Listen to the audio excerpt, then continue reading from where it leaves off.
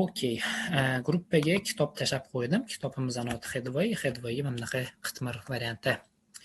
Okey, birinchi unit. Unit o'tadigan narsamiz grammatikadan eng asosiy, eng qiyin men fikrim bo'yicha mavzu bo'lgan tushunishni o'tamiz. Undan tashqari your, ya'ni mening sening deb gapirish sekin o'rganamiz. O'zimizni tanishtirib, yonimizdagi odamni sekin tanishtirishni o'rganamiz. Undan tashqari ingliz tilida narsalarni so'rash va raqamlarni birdan o'qishda raqamni o'rganamiz va ko'plik qoidalarni o'rganamiz. Undan tashqari bizda social expression degan narsa bor. Social expression bu inglizlar tomonidan qo'llanadigan gaplar. Ularni biz ma'no jihatdan tarjima qilib olamiz. Misol uchun mana bu yerda good morning deb yozib qo'yibdi. Good morning bizda xayrli tong degani. Biz endi o'zbekchada ham bir-birimizga xayrli tong demaymiz-ku. Hozir qoidasi bo'yicha xayrli tong deyish kerak. Biz endi bizda asosan musulmonlar bo'lganligi uchun biz salom beramiz, assalomu alaykum deb. Vaholanki o'z xayrli tong deb qoidasi bo'yicha gapiriladi. Iltimos message qilayotganlar. Tags, just a minute please.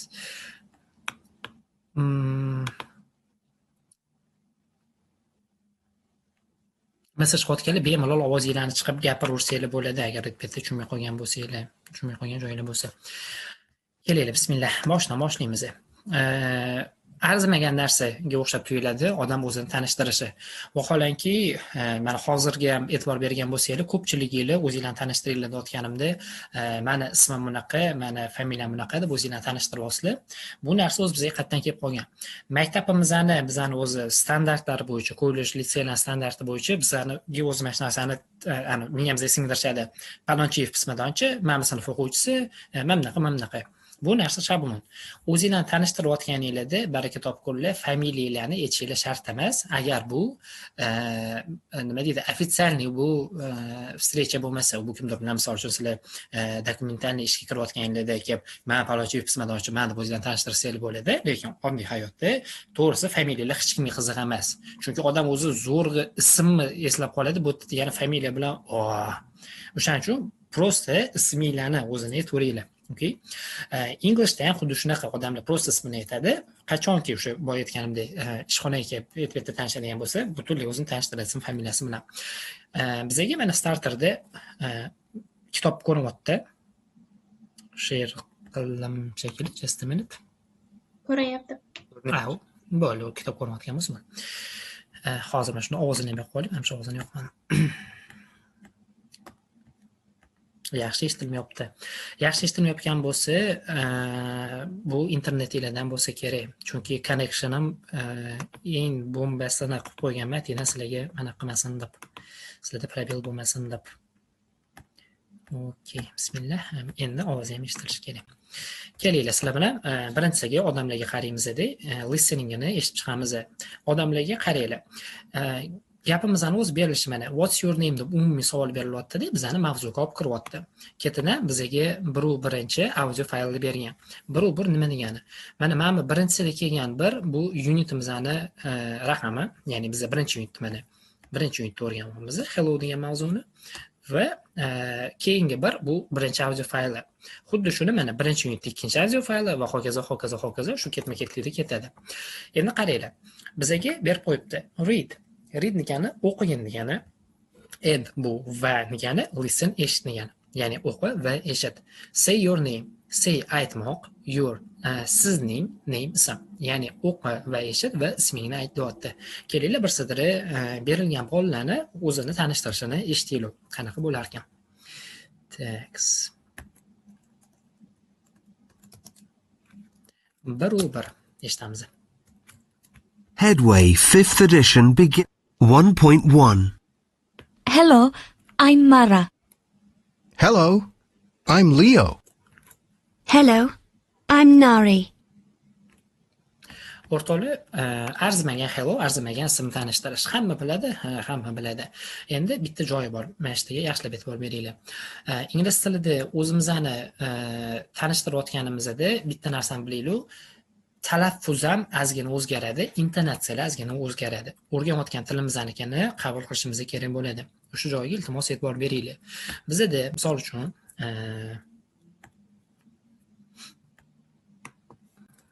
bonus ekran ko'rinyapti. Bizda deylik hello degan so'z bor. buni bolalar ko'pchilik qiladigan xatosi o'zbekcha qattiq h bilan talaffuz qiladi. Hello, hello. H yumshoq h, mana bekor yumshoq h bermagan, hello deb aytamiz. Undan tashqari hello oddiy bizda tarjimasi salom bo'ladi. Undan tashqari bizda hi bor. Hi ham bizda salom degani. Hi bilan hello umuman farqi yo'q. Kimdir sizlarga hello desanglar hi bilan javob bersanglar bo'ladi. Hi deganda hello bilan javob bersanglar bo'ladi.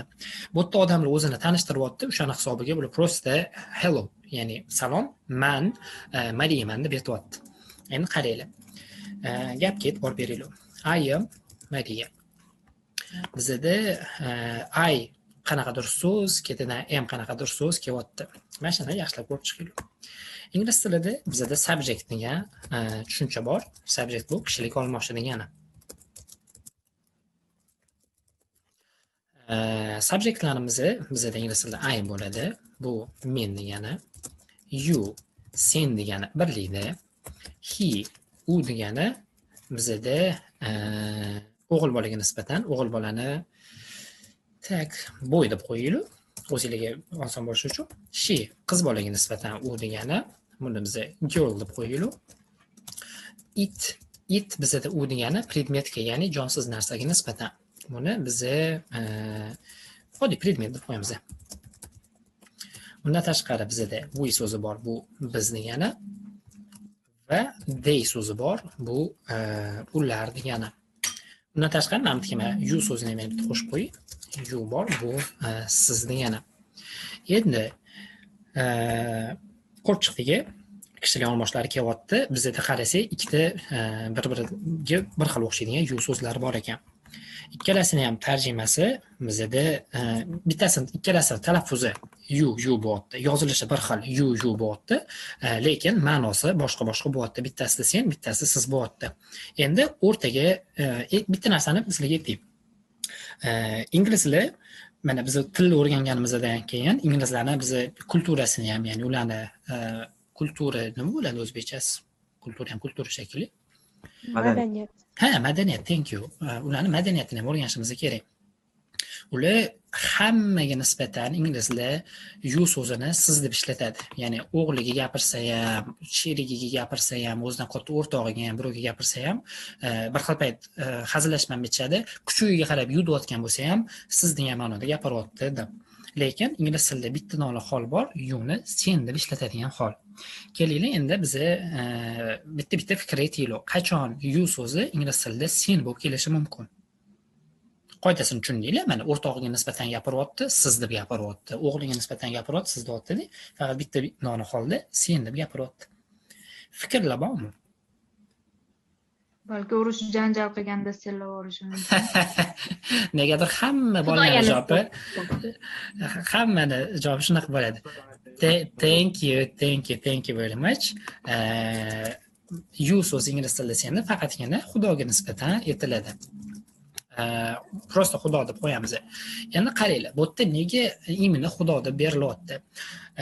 Odamning dini qanaqa bo'lishidan qat'iy nazar hamma o'zi uchun Xudoni bitta deydi.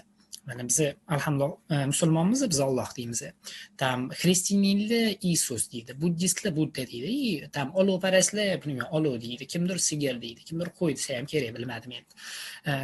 Odam dini qanaqa bo'lishidan qat'iy nazar hamma o'zi uchun Xudoni bitta deb biladi. Shuning uchun you so'zi Xudoga nisbatan ishlatilganda sen degan ma'noda keladi. Lekin bu Xudoga nisbatan sen deb to'g'ridan-to'g'ri murojaat qilish emas. Bu sal chuqur kirib ketib qaranglar. Biz deylu duo qilamiz. Xudodan nima narsa so'raymiz. Tam Xudo bizga deylu menga mashina ber, mana mashina bering emas, ko'plikda bering bo'lmayapti, birlikda berdi bo'lyapti. Bu narsani men qattan bilolmay Xudoga nisbatanligini gapimni, qattan bilolmay sen deyotganligini gapimni ma'nosiga qarab. Ya'ni gapinglarni ma'nosi agar chetdan kimdir bilsa, Xudoga nisbatan konkretni ishlatilayotganini gap sen deb keladi, inglizda you so'zi sen bo'lib keladi. Okay. Anaqani to'g'ri aytdinglar, Xudoga nisbatan bo'lishini. Gapimizni bu narsani qattan bilamiz desak, prosta gapimizni ma'nosiga qarab chiqarib olamiz. Ya'ni gapimizning ma'nosida o'zi Xudoga murojaat qilayotganimizni ma'no jihatdan bilinsa, shunisidan ajratsak bo'ladi. Okay, davom etamiz. Bizda mana shu narsalar subject deyiladi, kishilik olmoshlari. Kishilik olmoshlarini qo'shib chiqdik. Endi bizga shu kishilik olmoshlariga qo'shimcha qo'shiladi to be degan. To be ni o'zi bizda ingliz tilida oddiy bir qo'shimcha. Buni qo'shimcha fe'l deb aytishadi, chunki bu fe'l so'z to'plamiga kiradi. Lekin bu narsaga hozircha chuqurlashmaylik. To be prosta qo'shimcha deb olamiz. To be ni o'zbekcha tarjimasi bo'lmoq degani. To be o'zbekchada bo'lmoq degani va to be ni 3 xil ko'rinishi bor. Ya'ni bizda am, is, are ko'rinishlari. Bizda am, is, are hammasi to be ga teng bo'ladi. Demak, am, is, are bilan tarjimasi shunda nima bo'ladi? Bularning ham tarjimasi demak o'z-o'zidan bo'lmoq bo'ladi. Tushunamiz? Endi shu am, is, are bizda kishilik olmoshlariga qo'shilib keladi. I ga am, uni ko'pchilik biladi, you ga are, he, she, it, buni hammasini komplekt qilib olamiz. Unga is, we bizda are oladi va they ham are oladi. Ko'rgan bo'lsanglar, men bizga boyagi yuni ya'ni yozib o'tirmadim, sababi bitta yu уже ikkalasi bitta bo'lib keladi. Prosta faqatgina ma'nosi o'zgaradi. Lekin to be sini kelishi ikkalasi uchun bir xil bo'lyapti. Endi to be li gapni o'zi bitta tarjima qilib ko'raylik. Любой bitta gap aytinglar. I bilan to be siga. I'm a student. I'm a student. Hammadan bitta gap chiqdi. I'm a student. Endi qarang, mana shu yaxshilab e'tibor bersanglar, xolos tushunishni yaxshilab tushuna olasizlar. O'zbek tilida bizda to be degan tushuncha yo'q. O'shani hisobiga biz buni tarjima qilib ola olmaymiz. Lekin to be ni o'zini umumiy tarjimasini oladigan bo'lsak, bu bo'lmoq deb tarjima qilinadi. Lekin gapda bo'lmoq ma'nosini bermaydi. I'm a student, men student bo'lmoq bo'lib qolishi kerak bo'ladi agar biz to be ni shunday bo'lmoq tarjimasi bilan qo'yganimizda. Lekin gapimizning tarjimasi qanaqa bo'lyapti? Men studentman bo'lyapti. Endi talaba deb yozaylik. Men talabaman. Gapimizdan bitta tarjima qilib chiqaylik. Ovozingiz yaxshi eshitilmayapti. Hammada shunaqami? Yo'q, bizda yaxshi. Siz internetingizda bitta ko'rsangiz bo'lar ekan, chunki sizni kamerangizga xiraroq eshitildi-da.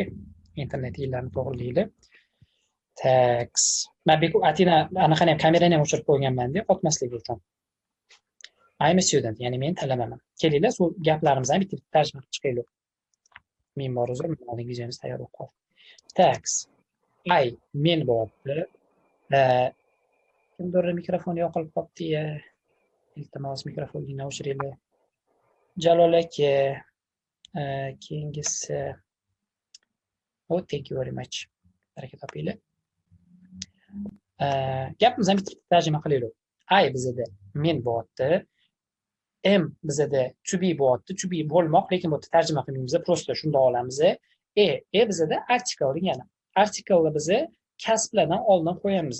Bu yerda bizga hech qanaqa ma'noni berayotgani yo'q. Prosta bizda student kasb bo'lganligi uchun biz artikeldan foydalanamiz.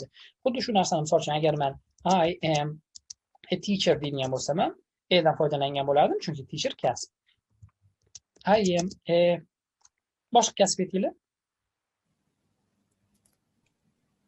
Engineer. I am bunisiga уже n bo'ladi. I'm an engineer. Bilan n farqini xudo xolasa 5-minutda ko'rib chiqamiz. Va bitta narsani bilinglar, bu faqatgina article. Hech qanaqa ma'noni bermaydi. Kasbdan oldin qo'yilishi shart bo'lgan narsa.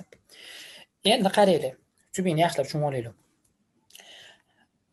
I am a student gapida bizda tarjimamiz men talabaman bo'lyapti. Endi agar biz ingliz tilida am to be sini olib tashlaydigan bo'lsak, gapdan o'zbekchada gap tarjimasi men talaba bo'lib qoladi.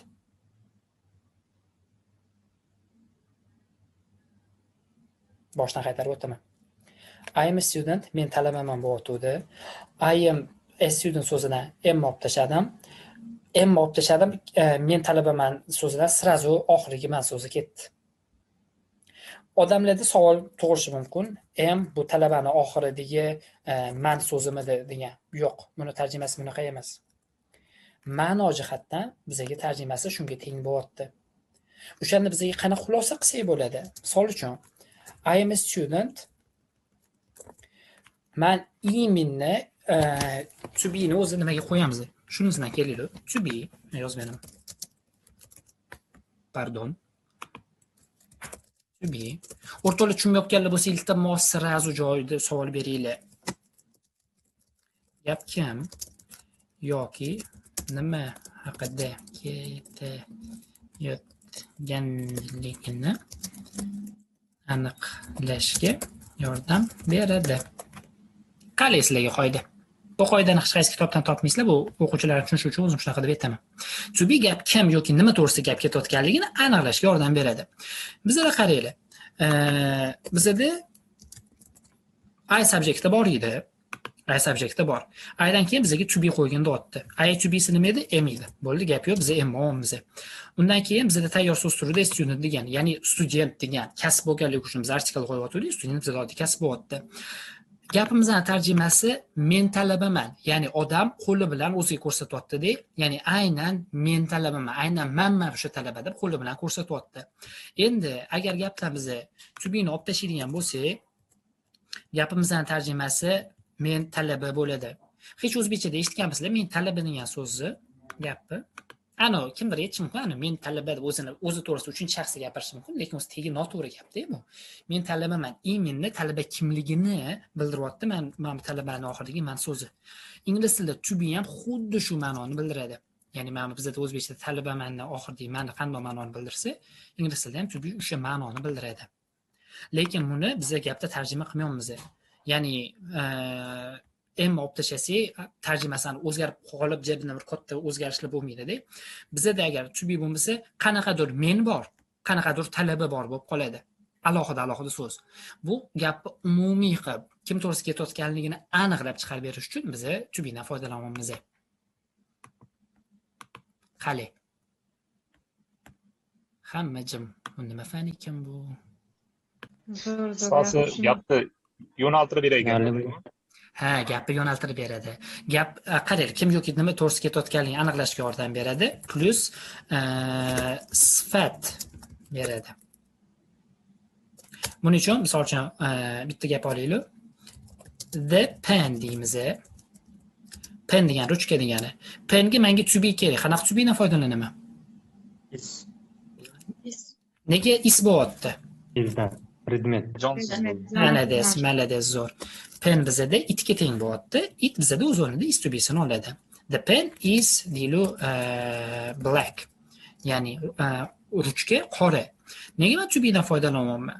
Chunki men imin o'shani sifatini aytyapman. Imin nima qaysidir aniq bo'lgan bitta ruchka qoraligini aytyapman. Agar men shu gapni like the pen black deb qo'yadigan bo'lsam, bizda qanaqadir alohida bitta ruchka va alohida qanaqadir qora bo'lgan bo'lardi. Bu gap noto'g'ri. The pen black, qani ruchka qora. Qaysi ruchka qora? Mana men qo'limda turgan ruchka qora emas, qanaqadir qora rang va qanaqadir ruchka to'g'risida gap ketayotgan bo'lardi. Ya'ni to be bizga konkretni aniqlab beradi. Endi kitobimizga qaytamiz, qaranglar. Hello, I'm Mara. Kim Mara ekan? Aynan man Maraman deb aytyapti. Salom, iminni man Maraman. O'shaning uchun biz to be dan foydalanyapmiz. Man Leoman, iminni man Leoman, iminni man Nariman deb odamlar o'zini tanishtiryapti. Endi read and listen eshitamiz-da va o'qib bir sidra eshitib chiqamiz. Ikkita suhbat bizda. Men bilan xalaqit bermayaptimi sizlarga? Text. Prosta kim gapirayotganini ko'rsam menga ham yaxshi. Okay, bir sidra kerakli listeningni eshitaylik. 1.2. What's your name? Hello, I'm Serena. What's your name? My name's Tom. Hello, Tom. Okay. O'rtoqlar qaranglar. Bizda mana bitta hello ni boshidagi hellini, Serenani o'rtasiga resini i yo'rni qoraytirib qo'yibdi. Bu nima degani? Bu bizda gaplardagi urg'u. bir-biri bilan mana ikkita odam tanishyapti. Bular to'g'ri aytib ketsa bo'lardi. Hello, I'm Serena, what's your name? My name is Tom. Hello, Tom. Odamda his-tuyg'u degan narsa bor. O'shaning uchun ham biz odammiz. His-tuyg'uni iminni bizda nima ko'rsatib beradi? Intonatsiya ko'rsatib beradi. Ya'ni gapda qayerga urg'u berayotganimizda.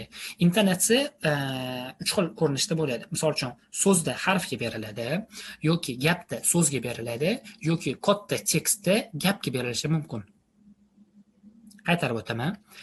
Bitta so'zda harfga beriladi, yoki umumiy bitta gapda bitta so'zga berilishi mumkin, yoki katta tekstda butun boshli bitta gapga berilishi mumkin. Urg'u. Bu narsani bilasizlar, любой tilda ham o'zi shunaqa. Kelinglar, bitta mana bu narsani ko'rib chiqinglar. Hello nimani hisobiga birinchisiga urg'uni beryapti. Chunki mana o'zi og'izda eshitinglar, hello. Birinchi urg'uni hell kuchliroq chiqaryapman-da. O'sha havoyimni o'zidan dalshi o'si ketyapti, ya'ni nafasim qolganiga lo'sini qo'shib olaman. Hello. Praktика qilamiz. Hello. I'm Serena. Risiga urg'u beryapti. What's your name? Nega bizga butun boshli mana gapda yo'rga urg'u berib qo'ygan? Chunki savol iminni sanga beryapman. Sani isming nima degan ma'noni berib, iminni yo'rga urg'uni beryapti. Bola ham aytayapti, my name is Tom. Ya'ni iminni aynan mani ismim Tom deb aytayapti bola. Yana xuddi shunaqa hello Tom, ya'ni salom Tom. Boshiga hello siga urg'uni beryapti qiz. Bu hozirgi audio faylni yana bir marta qo'yaman. Iltimos hammanglar eshitib ketidan o'zingizlar qaytaringlar. Qaytarilayotganingizda talaffuzinglarni maksimal darajada iltimos cho'tki qilishga harakat qilinglar. 1.2. What's your name? Hello, I'm Serena. What's your name? My name's Tom. Hello, Tom.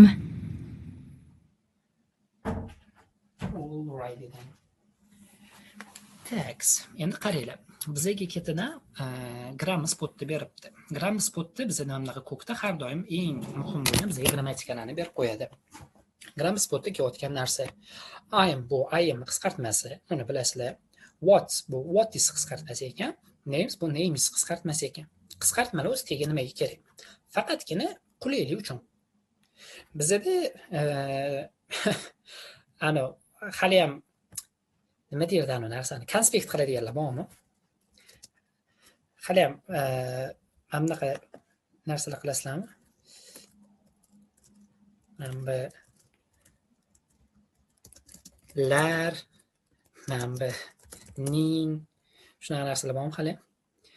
Xuddi shu narsani biz o'zimizga qulaylik yaratish uchun o'ylab topgan narsamizani odamlar uzr sizlar ko'rinmadi shekilli. Mana bu narsa lar, mana bu barobarligi ning. Xuddi shu narsani odamlar inglizchada o'ziga qulaylik yaratish maqsadida qisqartmalar qiladi. Qisqartmalarni biz o'zimiz o'ylab topib osmondan qo'yib qo'ya olmaymiz. Qisqartmalar tayyor. Qisqartmalar qonunga kiritilgan. Qisqartmalarni sizlar bemalol og'zaki nutqingizda ishlatsanglar bo'ladi. Qisqartmalarda bemalol yozayotganingizda yozsanglar bo'ladi. Faqatgina xat, ya'ni biron bir nima deydi? Qanaqa derdi-ya? Государственный xat yozayotganda men bozor men bir xil o'zbek so'zlarining tarjimasini topa olmay qolishim mumkin. Shu payt yordam beraversanglar. Rasmiy, norasmiy. Thank you. Rasmiy yozilayotganda mana shu narsadan foydalanmaymiz. Rasmiyda biz qisqartmalardan foydalanishimiz mumkin emas. Lekin unda yana qisqartirsanglar sizlarga hech kim kelib urush beradi degan emas. IELTS topshirmoqchi bo'lganlar o'zingiz uchun bir olinglar. IELTS bu narsa hisobga kirmaydi. Ya'ni hisobga kirmadi degani sizlarga minusga yurdi degani. Shu narsa sizlar tursin. Kelinglar, bir sitrab praktika qilib olinglar. Men odamlarning otini aytaman, bir sitrab o'zinglarni tanishtirasizlar. Salom, meni ismim bunaqa, sani isming nima deb savol berasizlar. Xo'p, Abdullayev Javohir plus Gulbahor. Please start. Mikrofoninglarni olaylik, kelavinglar.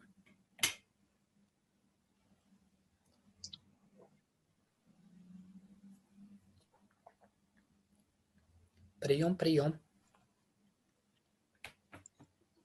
Nima qilaylik shunda? Abdullayev Javohir. Please mikrofoningizni o'chiring. Hop, bir-biringlar bilan o'zingizga suhbat qilasizlar. Okay, men Madina opam olibdilar. Madina opam bilan qila qoling. Madina opa yoqing mikrofonni.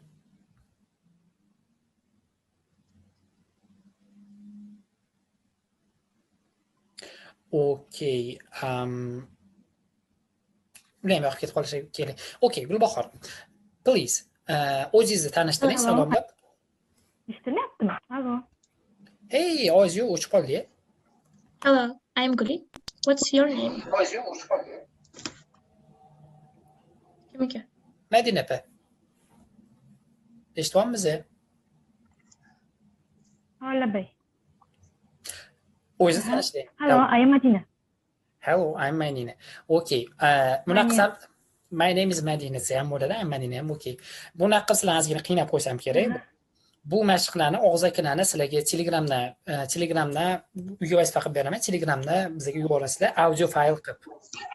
Imini audio qilib, chunki talaffuzini keltirib olishimiz kerak. Okay? Talaffuz eng ko'pchilik qiladigan katta xatolardan.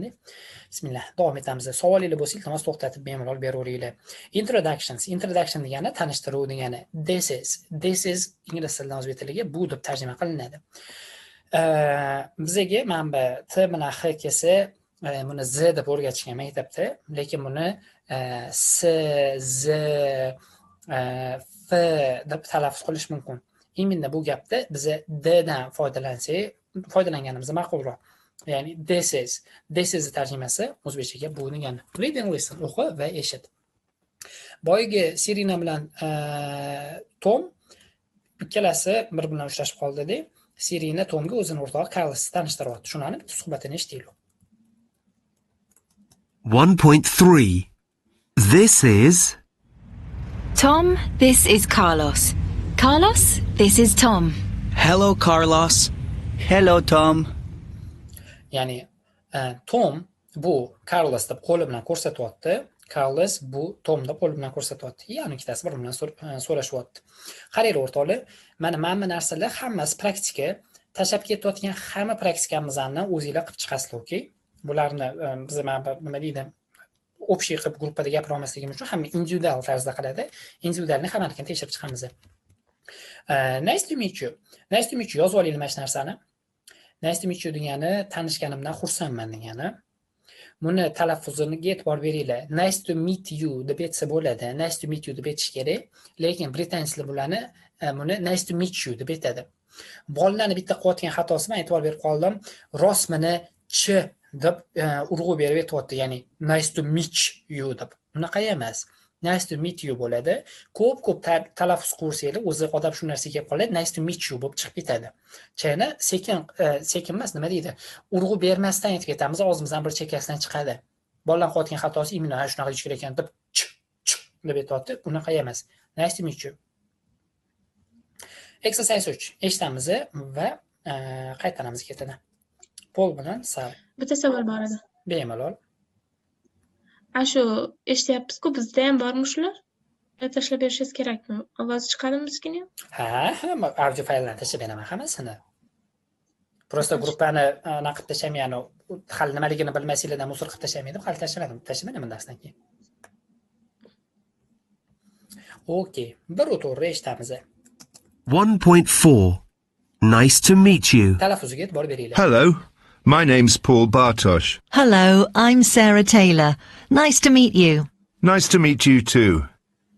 Ko'rasizlar? Nice to meet you oddiy meet bilan aytyapti. Keyinchalik darajalar oshgan sari уже sizlarga cheligini beradi. Bu prosta qiynab qo'ymaydi, oddiy variantini qilib bergan. Tak, buni ham eshitib qaytaramiz.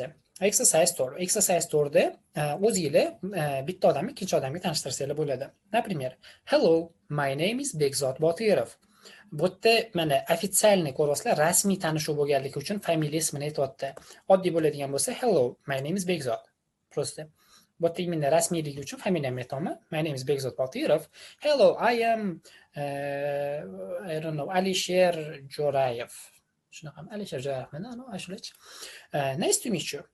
Nima takoy? Nice to meet you too. Oxirgi to-siga e'tibor beramiz. To bizda ham degani, buni ham bilsanglar kerak. Nice to meet you too deb ozgina cho'zamiz bu narsa. To. T, to emas bu. ruslarni tsdan tssiga o'xshatib aytolman. Tsu yumshatib aytolman. Nice to meet you too. Oxirida nisbatan sal cho'ziladi. Shunisiga e'tibor beringlar. Xo'p, keyingisi ikkita odam disco paytida tanishyapti. How are you? Meni yaxshi ko'radaganim. Qaranglar. Ingliz tilida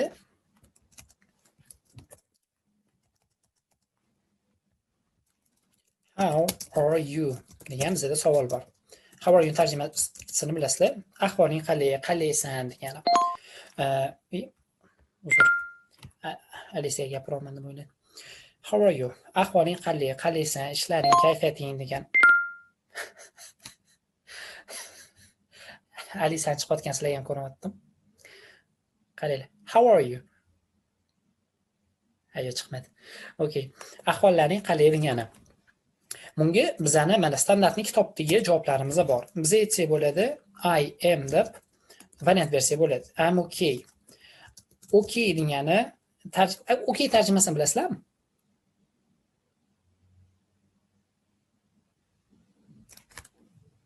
Variant o'rtoqlar variant aytamiz. Yaxshi degan Yaxshi. ma'no.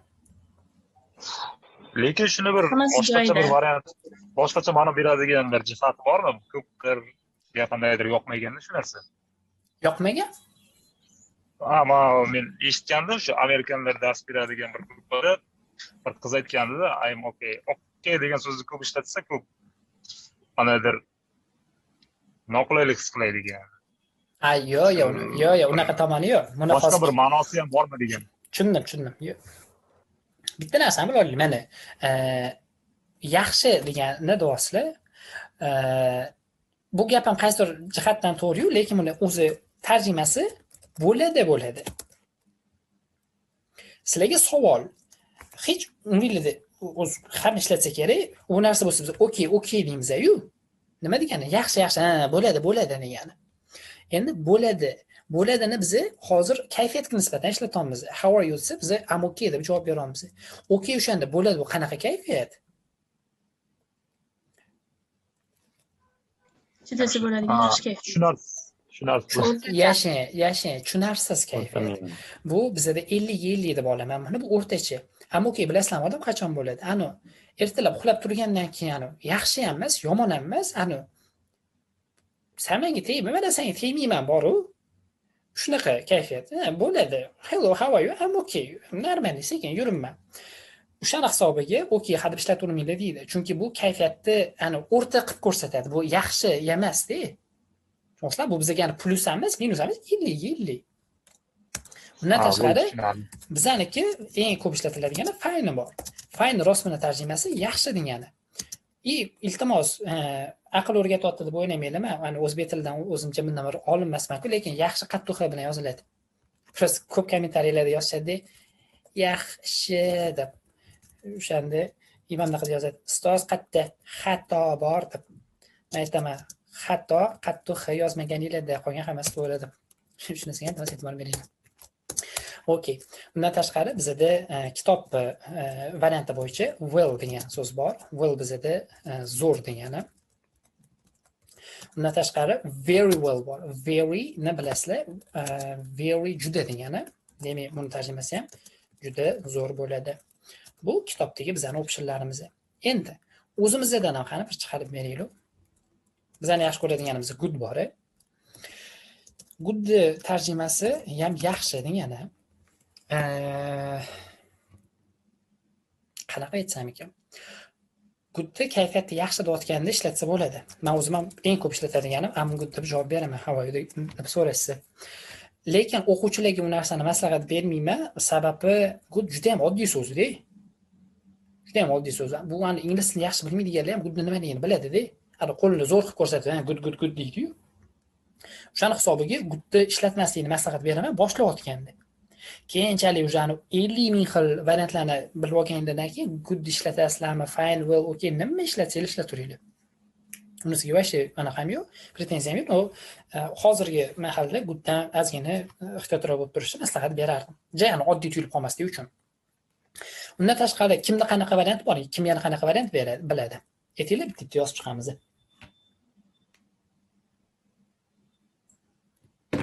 Great. Great. Great. Okay.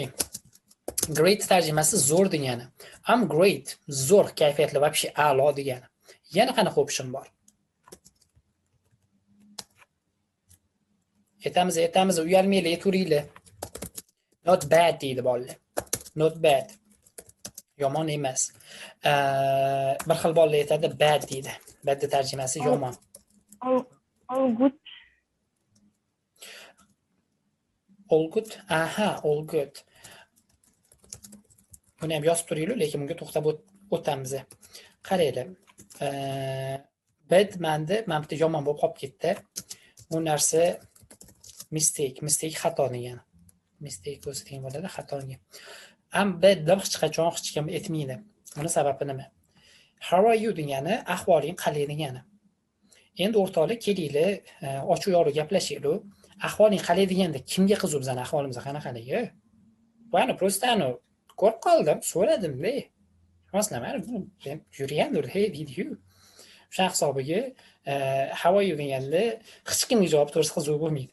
O'sha hisobiga biz ham sen so'rading, men javob berdim deb, I'm fine, I'm good, I'm great deb qo'yamiz yoki not bad desa bo'ladi. Lekin hech qachon kayfiyatingiz yomon bo'lganda I'm bad deb aytmaydi. Buni sababi nima? Sababi sizlar to'g'rilarda, misol uchun, rost mana qayg'uradigan odam bo'ladi-yu. Qarasanglar, kayfiyatingiz yo'q. U odam sizlarga keladi-da, how are you deb savol bermaydi. U odam sizlarga keladi-da, buni o'chirib qo'ying. Buni o'rniga what's matter deydi.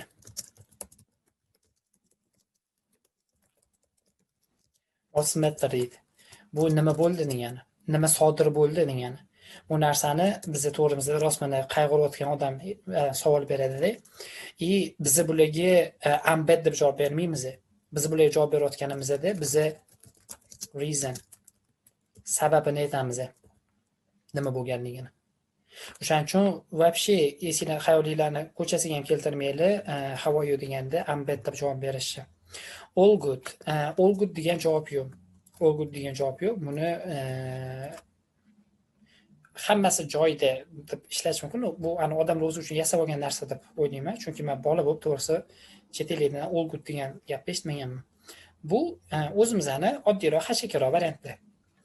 Endi katta bolalar variantiga o'tamiz. How are you doing? How are you doing degani bizga teng bo'ladi how are you ga. Buni endi javob berish variantlari sal boshqacharoq bo'ladi. Bunga javob berayotgan I am doing deb javob beramiz. I'm doing qanaqa? I'm doing good. I'm doing great. I'm doing mana ikkitasi. I'm doing fine demoqchi edim. Men yaxshi ko'radigan so'z bor. Awesome. Mana shuni awesome. Mana shunaqa o'qiladi. Cho'zasizlar. I'm awesome. I'm doing awesome. Awesome degani voshi cho'tki degani. Bu zo'ri, eng zo'ri degani. Voshi yani og'zaki nutqda I'm awesome deb ishlatsanglar, hammasi voshi zo'r degani. Bundan tashqari, how are you doing? Bu ko'chada kimdir sizlarni o'rtog'ingiz uchratib qolsa, how are you doing deb savol berishi mumkin. Sizlar unga I'm awesome deb javob bersanglar bo'ladi. Endi anchadan beri ko'rmayotgan odamimizni ko'rib qolsa nima deb savol berish mumkin?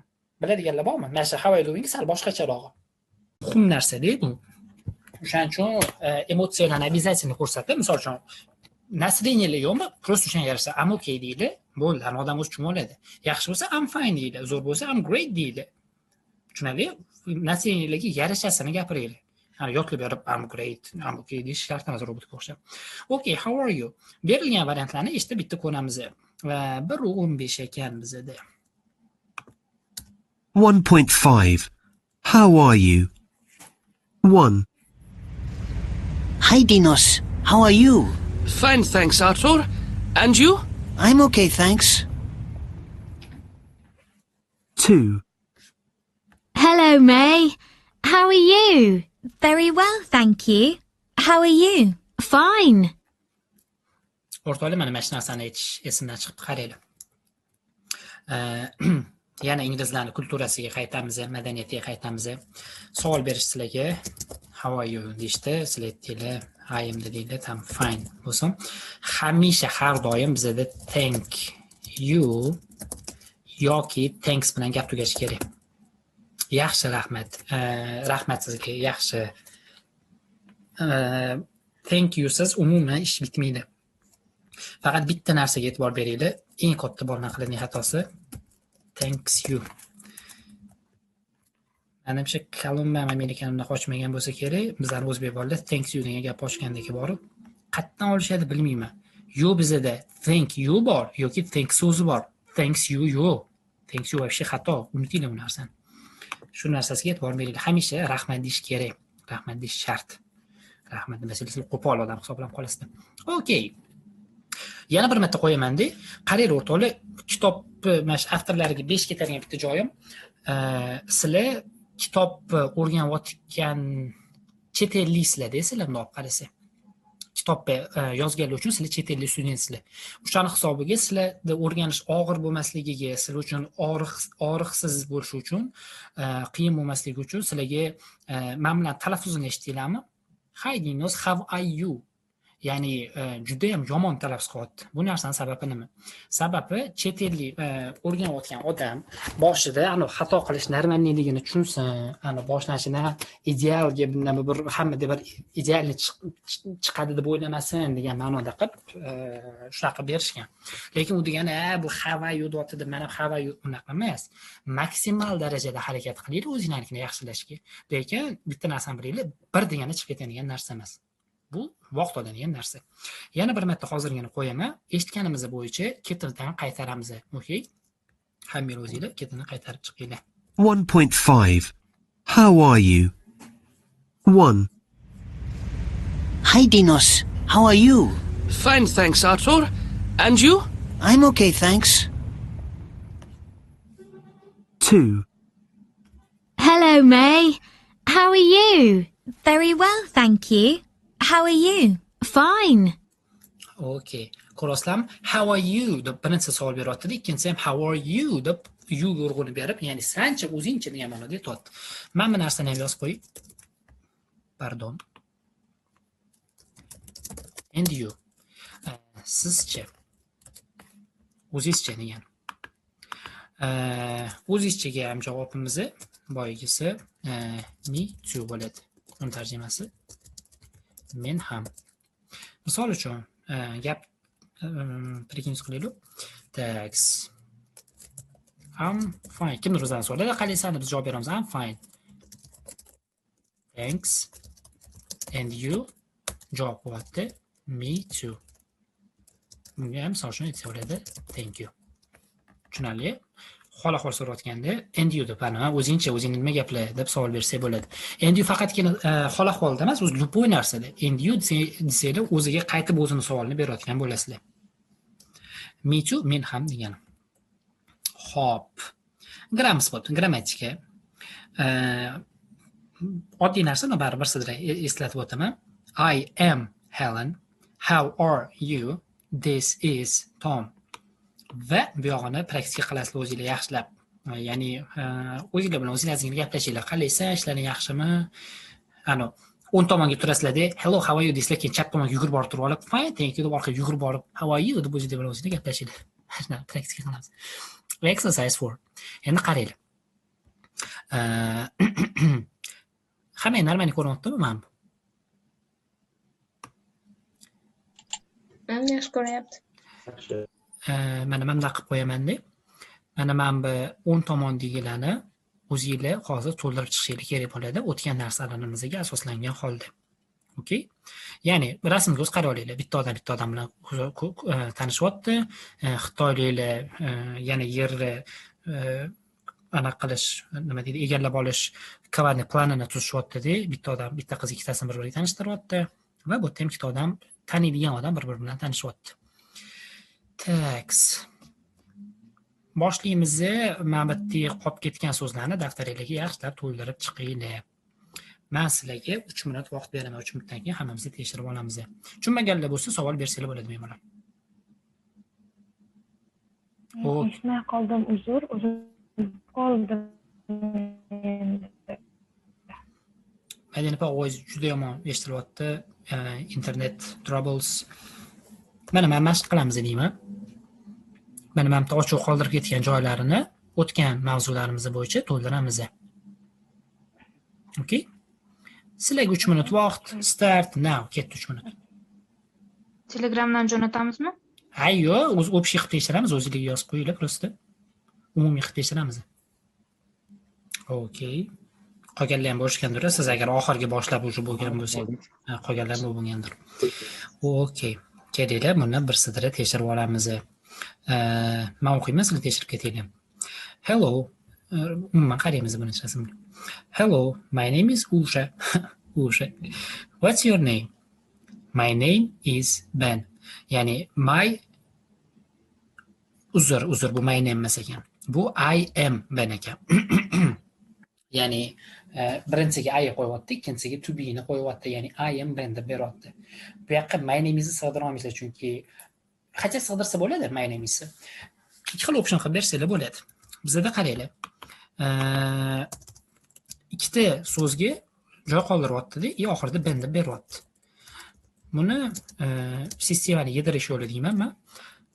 I am Ben deb bersanglar bo'ladi yoki my name deb oxiriga is qo'shib olsanglar bo'ladi-da, Ben deb bersanglar ham bo'ladi.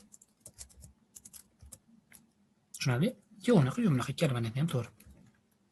Hatto ikkinchisini ko'proq olsanglar yaxshiroq bo'lsa kerak, chunki name deyotgani bu ham to'liq javob bersa kerak. Keyingisi she, this is Juan. Hello Juan. Hello she. Nice to meet you. Bu yoqqa prosta nice so'zini qo'yamiz.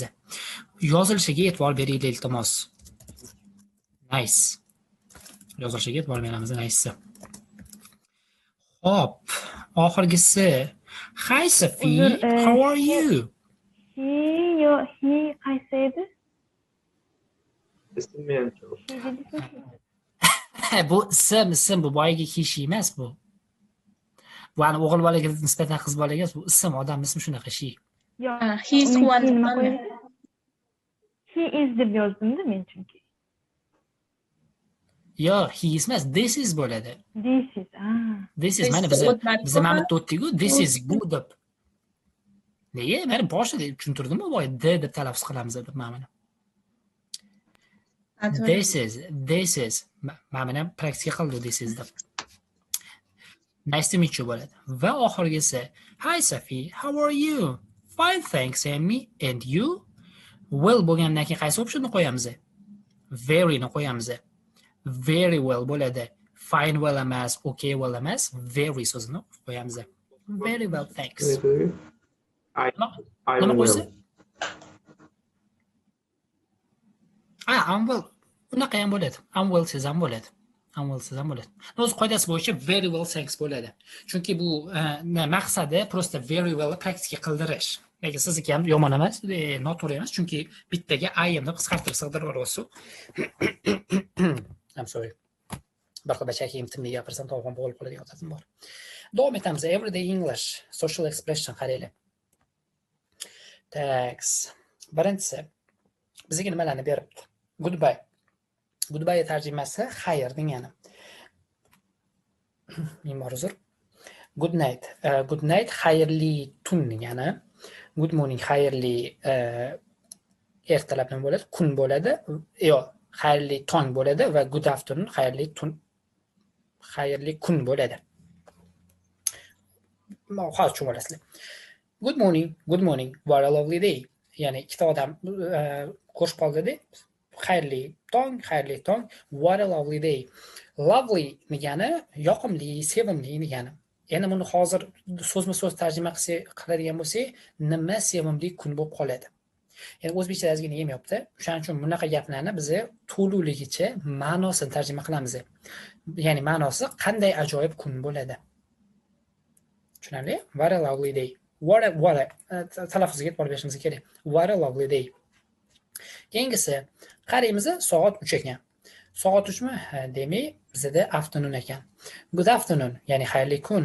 Hello, a cup of tea please. A cup of tea. Dona tarjima qilaylik. Article kelyapti. Article nimaligini hali bilmaymiz, umuman o'tmaganmiz. Demak, buni prosta borligicha qabul qilamiz. Cup degani bizda krужка degani. Krужка chashka degani. Of ning tarjimasi tea choy va please iltimos degani. Krushkaning choyi iltimos.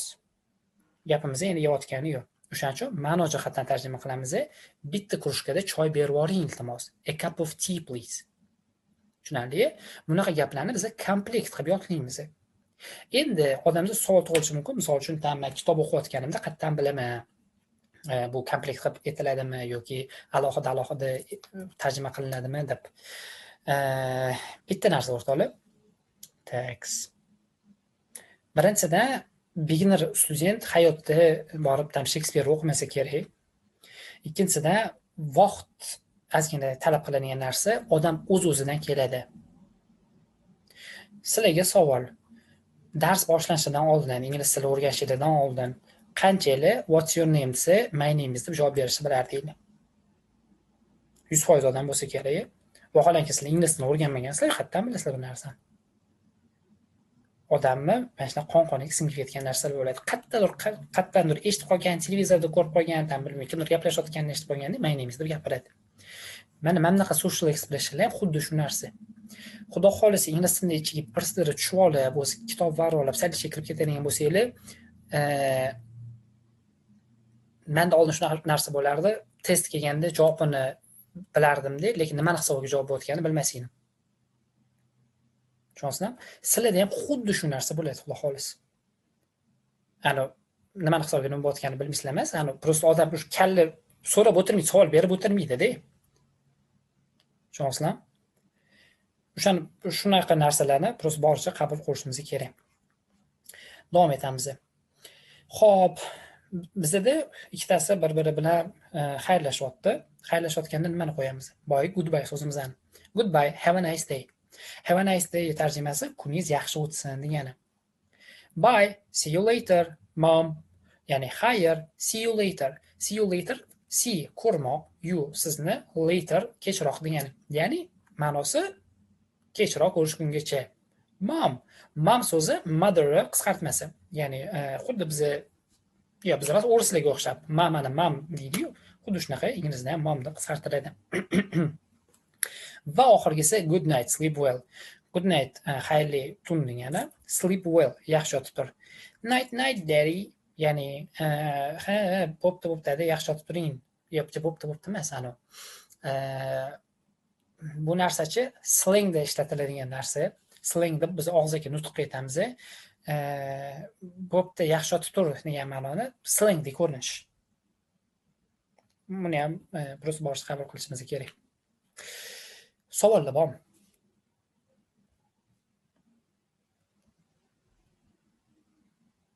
Tushunarlimi hammaga? Prosta yodlab olinishi kerak bo'lgan narsalar-da bu. Shuning uchun men o'zi yaxshi ko'raman, nimani hisobiga nima bo'layotganini tushuntirib berishga, lekin bu tunaqa qilib bera olmayman-da. Chunki prosta boricha qabul qilinadigan narsalar bular. Endi exercise 2 da o'zingizlar xuddi shu hozirga o'tilgan narsalarni praktika qilasizlar. Daftaringlarni olib, tekst minna qisam va kichkina bo'lib ketar ekan. Good afternoon bilganingda qilamiz. Keyingisi bu nima bo'ladi? Please coffee a bor. Variant aytamiz. Variant. A cup of coffee, please. Thank you very much. Xuddi mana Mamatda berilgan narsa a cup of tea bo'tdi-yu, xuddi shu narsani o'rniga biz koffeni qo'yamiz. A cup of coffee, please bo'tdi. Please ga e'tibor beringlar. Har doim please so'zi gapning oxirida keladigan bo'lsa, vergul bilan yoziladi. Ya'ni please dan oldin vergul qo'yiladi va please so'zi qo'yiladi. Bu endi grammatika. Bu kunlarga agar grammatikasi kerak bo'ladigan bo'lsa, sizlar tursin shu narsa. Keyingisi goodbye. Have a nice day. Thank you and you. Ya'ni rahmat, siz ham. Oxirgisi see you later. See you later. Thank you very much. Gulbahor, very good pronunciation. Talaffuzingiz yaxshi. Good night. Sleep well. Sleep well. Thank you and you. And you. Endi kelinglar, o'zidan eshitinglar talaffuzini. Talaffuzini eshitib 1.7 1. Good morning. How are you today? Fine, thanks. And you? 2. Good afternoon. Good afternoon. Coffee, please. Sugar? Yes, please. 3. Goodbye. Have a nice day. Thank you. And you. See you later. 4. Good night. Sleep well. Thank you. And you.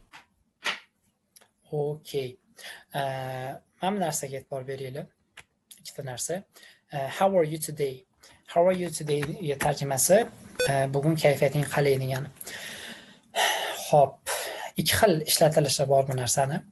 Birinchisi oddiy so'rash shaklida tam o'rtoqlik bor. How are you today? Ya'ni men bugun tuzimsan deyish mumkin.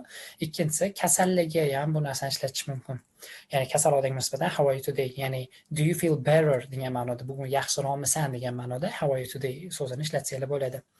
Mana bunisiga e'tibor berdinglarmi? Sugar turibdi-da, so'rab belgisi turibdi. Shakar degani. Ingliz tilida bolalar buzib gapirishga harakat ishqiboz bo'ladi. Nima qilsak buzib gapiramiz deb. Ingliz tilida internet xuddi boya aytib o'tganimdek, o'zbek tilida qanday bo'lsa, ingliz tilida xuddi shunaqa intonatsiya degan narsa bor. Intonatsiya bu o'sha talaffuz so'zlar qanaqa chiqarishimiz. Sugar deyapti-da, savol beryapti. Sharoit qanaqa bo'lyapti? Assalomu alaykum, aka tinchmisiz? Yaxshi, rahmat. Kofe qilib berasizmi? Ha, deyapti-da. Shakar. Qiziq so'rayapti. Nima degan? Shakar solaymi degan. Solaymi. Ko'rasizlar? Arzimagan narsa. Odamlar именно mana shu ingliz tilida buzib gapirish deganda tamanu qoidasiga rioya qilmasligini tushunadi-yu, atak asosiy buziladigan joyi bu intonatsiyada. Qaranglar. Men sizlarga deylik savol beryapman. Darak gap aytaman. You think you are smart. Gap tarjima qilib beringlar, masalan, mana message ham qilaman. Text mana. Oops. Text chat qilamiz endi. Madina Pamotor o'tdi. You think you are smart. Gap kim tarjima qilib bera oladi? O'zingiz zo'rman deb o'ylaysiz. Ha, mana deysiz. Sen aqllisan deb. Yo, mening fikrimcha emas, bu yerda I emas u. Bu yerda you bilan beryapti-yu. Ha, sening fikringcha bu. Ha, bo'lib oxir aytganlaridek, you think you are smart. Ya'ni sen o'zingni zo'rman deb o'ylaysan, aqlliman deb o'ylaysan. Dastlab tarjima qilaylik. Sen o'zingni aqlliman deb o'ylaysan. Endi xuddi shu gap. You think you're smart? Ko'rasizlar? Arzimagan intonatsiya bilan oddiy gapi, ha, sen o'zingni aqlliman deb o'ylaysanmi deb savol berib yubordim. Vaholanki ingliz tili grammatikasi bo'yicha men bu narsani do you think you are smart deb berishim kerak edi. Lekin men bunaqa demadim-da. You think you're smart, ana o'z shunda bor narsani, sen o'zingni aqllisan deb o'ylaysan degan narsani you think you're smart deb savol o'rnida qilib beryapman. Oddiygina intonatsiyani o'zgartirib. Bu yerda ham hozirgi sugarli joyida ham shu narsa intonatsiya rol o'ynadi, ya'ni sugar, ya'ni shakar. Shunaqa joyda ani hayron qolmaylik, nega bizga unaqa savol beryapti deb. Bu qoidalarga to'g'ri keladimi shunda? Bu yerda hozir hech qanaqa qoida yo'q. Hech qanaqa qoida. Meni yozgan gapim Ha, bu og'zaki nutqda. Meni yozgan gapim qoidalarga zid. Lekin og'zaki nutqda 100 emas, 101% ishlatsangiz bo'ladi. Okay. Vocabulary. Men bu so'zlarni o'zingizlar tarjima qila olasizlar. Men bir sidra sizlarga talaffuziga qarashib olaman. An apple. Apple. Emasda apple. An apple. A bus. Men buni bus deyman, odamlar nerviga tegish uchun. A phone. A laptop. Laptop bilasizlar? Laptop. Mana men notebookni laptop deb aytadi. Ko'pchilik bu narsani bilmas ekan.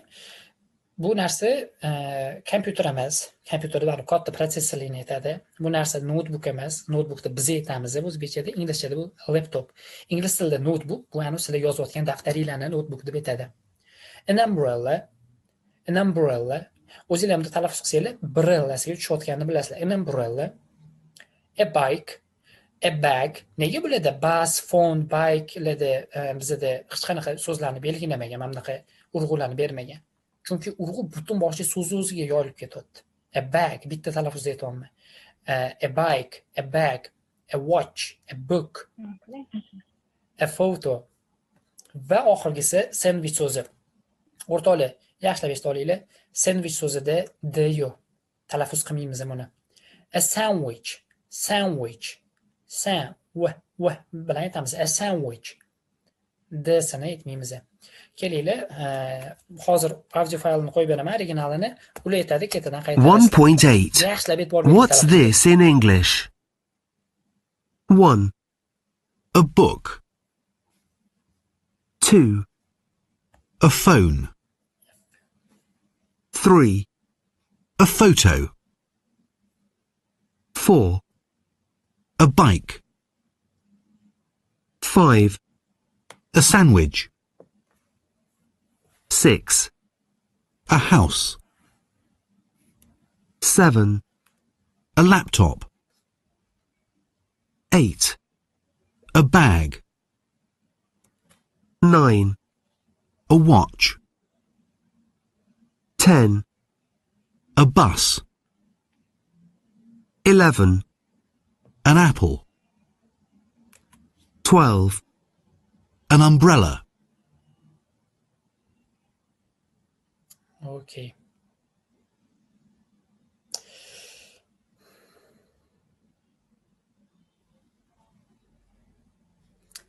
Thanks.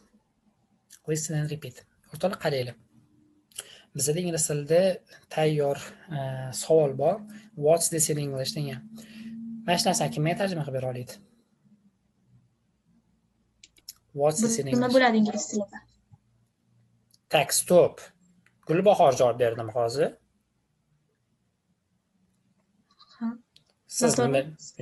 Siz nima balo beginnerga kelib qoldingiz?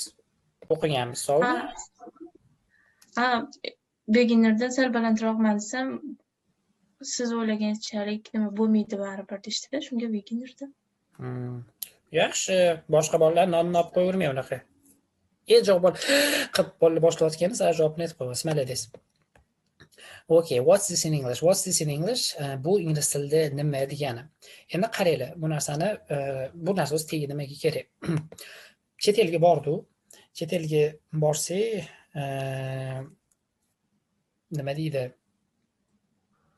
Talaffuzda butunlay o'zgaradi. Yangi so'zlar kiryapti, yangi ismlar kiryapti. Dars paytida, misol uchun student bo'lib bordinglar, xudo xolasa niyat qilganlar, dars paytida u bu bilmaydigan narsalarni, misol uchun oldinglardan bitta narsa chiqib qoldi-da, tarjimasini bilmayapsizlar. Qo'linglar bilan ko'rsatib, what's this in English desanglar, bu ingliz tilida nima deb savol berayotgan bo'lasizlar.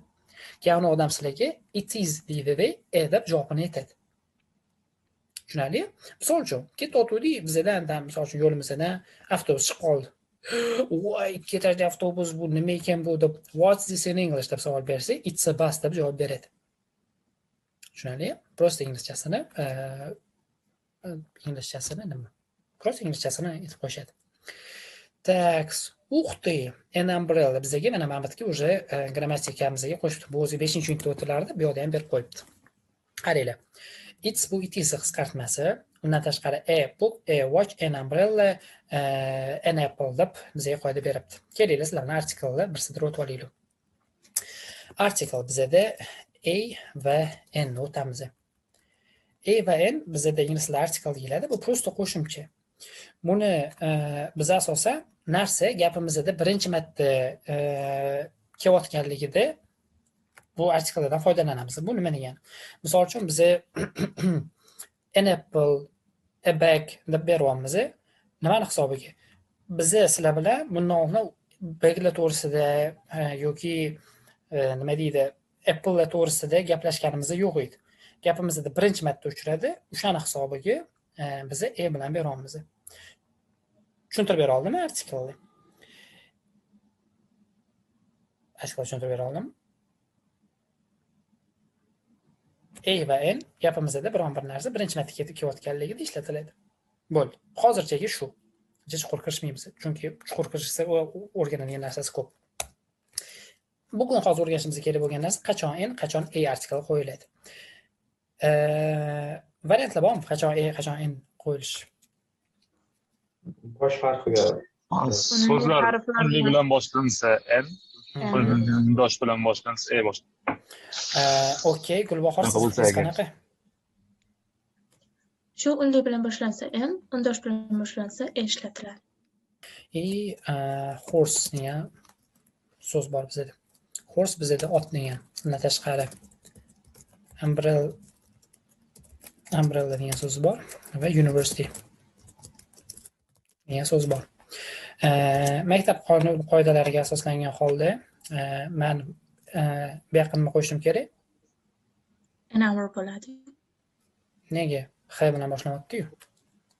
Tovushiga qarab. Hourda. Talaffuzga o'qilmaydi, hour bo'lib o'qiladi. Yashil, malades. Bizi harfiga emas, talaffuziga qaraymiz. Hour o'qilayotganligi uchun oldiga n qo'yaman. Horse o'qilayotganligi uchun x bo'layotganligi uchun e qo'yaman. Umbrella n bo'lyapti chunki a o'qilyapti, university e o'qilyapti, o'shaning uchun a qo'yiladi. Shu narsa esingizda tursin. Menimcha sizlar beginner bo'lsa, beginner emas bo'lsangiz kerak.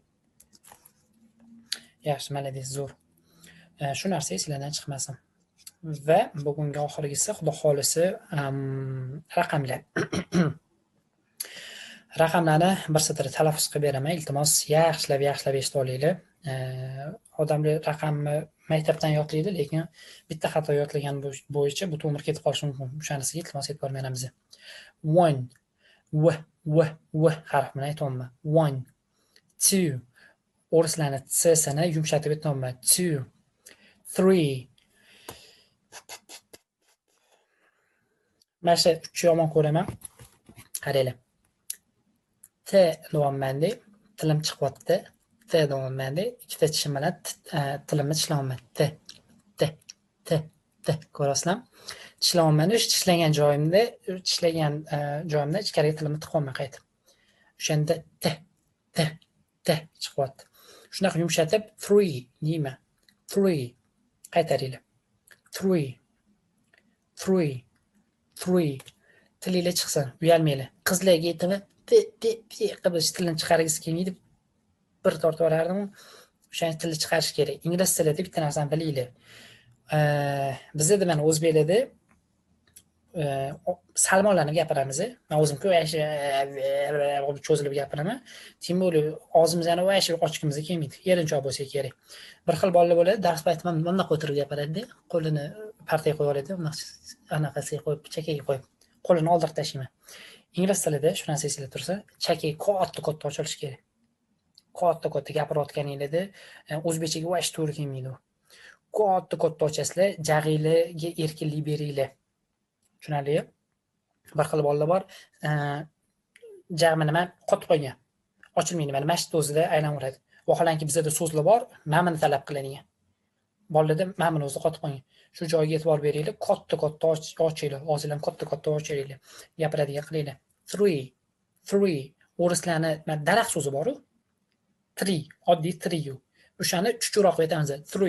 3 Britishda britaniylar vashi f bilan aytadi. Free deb f-ni vashi yumshatadi. Vaholanki og'zaki nutqda butun dunyo hamma 3 deb ishlatadi. 3. Keyingisi 4 5 bu yo'g'ini bilasizlar. 6 7 o'rtoqlar bu age emas. Age yosh degani bu 8 9 and 10. Tushunarli. Endi sizlar bilan plural va singular o'tamiz. Charchatib yordimmi? Xudo xolisa ozgina chidab tursanglar, keyin uxlayversanglar bo'ladi. Singular birlik, plural ko'plik.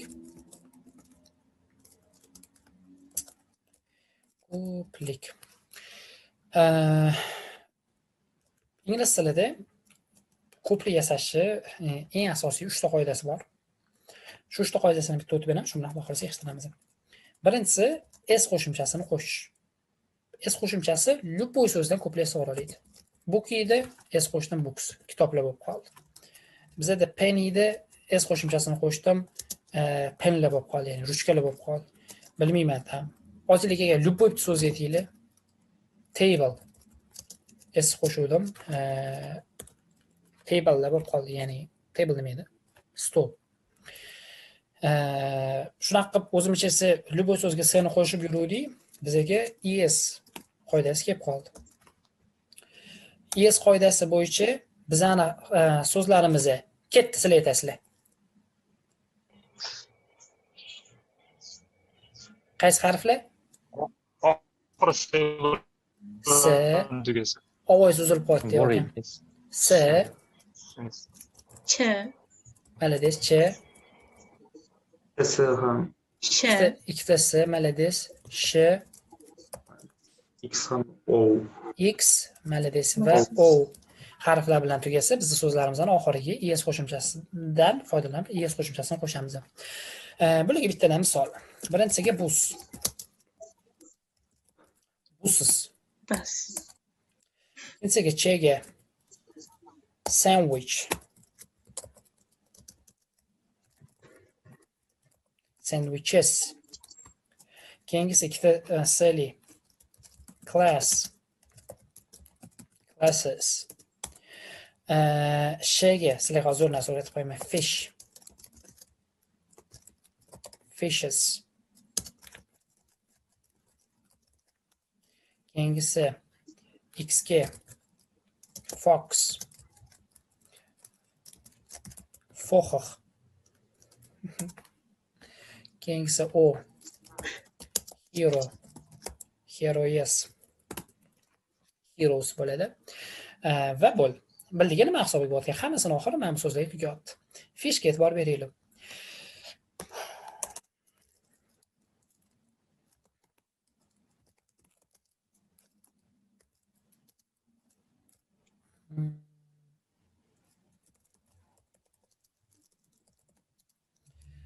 Tax.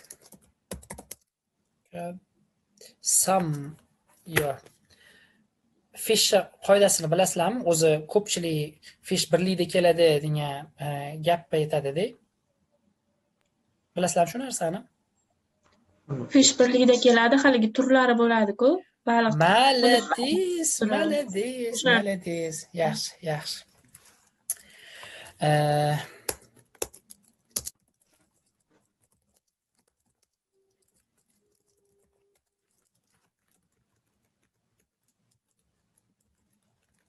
Qaranglar o'rtoqlar. Bizda ko'plik qoidasini bildiki, so'zlarimizni mana bu 5 ta harfga, 6 ta harfga tugaydigan bo'lsa, so'zlarning oxiriga biz es qo'shimchasini qo'shamiz, ulardan ko'plik yasash uchun. Lekin bizda fish so'zi bor. Fish so'zi bizda ko'plikda birlikda ham fish bo'lib, ko'plikda ham fish bo'lib kelishi mumkin. Buni farqi nimada? Gapni tarjima qilamiz. Kecha men degani catch o'tgan zamon, ya'ni tutdim bir qancha baliqni. Bu gapimizni tarjima qilamiz. Kecha men tutdim bir qancha baliqlarni. Farqi nimada bo'lyapti? Ingliz tilida agar baliqning turi bir xil bo'ladigan bo'lsa, biz baliqqa nisbatan ko'plikda fish so'zini ishlatamiz. Agar gapirayotgan balig'imizni turi har xil bo'ladigan bo'lsa, biz fishga es qo'shimchasini qo'shamiz. Samma tarjimasi bizda bir qancha degani. Bir qancha bo'lgandan keyin o'z-o'zidan ko'plik bo'lishi kerak, to'g'rimi? Misol uchun men aytsam bo'ladi, mana some books, bir qancha kitoblar yoki some cars, bir qancha mashinalar. Demak, somedan keyin fish qo'yapman, men bilyapman bu ko'plikda, bu bizda o'z esda kelyapti. Lekin men nima hisobiga oddiy fish ishlatyapman? Chunki balu, nechta balu tutgan bo'lsam ham hammasining turi bir xil bo'lgan. Undan keyin men es qo'shimchasini qo'shyapman, chunki balularim har xil turida bo'lgan. Balun turiga qarab yoki es qo'shamiz yoki qo'shmaymiz. Va oxirgi qoidasi bu y qoidasi. Ya'ni so'zimizning oxiri agar y harfiga tugaydigan bo'lsa, biz so'zimizdan y harfini olib tashlab is qo'shimchasini qo'shamiz. Misol uchun city so'zi bor bizda. Citydan biz ko'plik yasamoqchi bo'lsak, city o'zi bo'ladi-da, isini chop forib is qo'shimchasini qo'shamiz. Ketidan country. Countries. Ko'rasizlar? Y harfi botuvdi, yeni olib tashlab, o'rniga is qo'shimchasidan foydalanyapman, qo'yib yuboryapman. Va mana bitta bizga anaqalarni prosta raqamlarni praktikaga qilganda bitta arzimagan narsa prosta raqamlarni qo'yib chiqish kerak. Endi exercise 4da bizda bokslar berib qo'ygan, 3 ta dona boks. Bu sli, ya'ni so'zimizning oxiri s harfiga tugashi, z bilan tugashi va iz bilan tugashiga e'tibor berib, gaplarni qaytaramiz. Birinchisi books, bikes, laptops bo'ladi, keyingisi zli, apples, bags. Tushunarli? Eshitib, ketidan qaytaramiz. 1.12 Pronunciation. Books, bikes, laptops, apples, bags, phones, photos, umbrellas, buses, houses, watches, sandwiches. Bu narsalar izlar ingliz tilida juda ham bir muhim narsa hisoblanmaydi. Kerak-yu, lekin mana apples deb yoki mana buses deb talaffuz qilib qolsa ham jamida bir katta xato emas. Bu anaqani tilni maksimal darajada yaxshilashga yordam beradigan narsa hisoblanadi. Tushunarli? Shuning uchun bu narsani praktika qilinglar, lekin sal o'xshamay qolsa ham xafa bo'lib odamni nima deydi, tushkunlikka tushib qoladigan narsa emas bu. Va shu bilan bo'ldi. Qaranglar o'rtoqlar, bu kitob paketida bizga grammatikasini bergan. Bugungi o'tgan grammatikamizni bir sizlar o'zinglar uchun qaytarib olsanglar bo'ladi va so'zlarni bergan. Ya'ni arzimagan so'zlar, shu so'zlarni yonidan tarjimasini yozib olib, o'zinglar uchun praktika qilsanglar bo'ladi. Sizlarga keyingi darsgacha uyga vazifa. Bugungi o'tganimizni hammasini grammatikasini, qoidasini yaxshilab yodlaylik. Men bilan listeningni yaxshilab eshitib chiqinglar, listeningni tashlab beraman. Bu bizda o'rtoqlar students book. Students bookdan biz dars paytida o'tamiz. Undan tashqari bizda mana bunaqa workbook bor.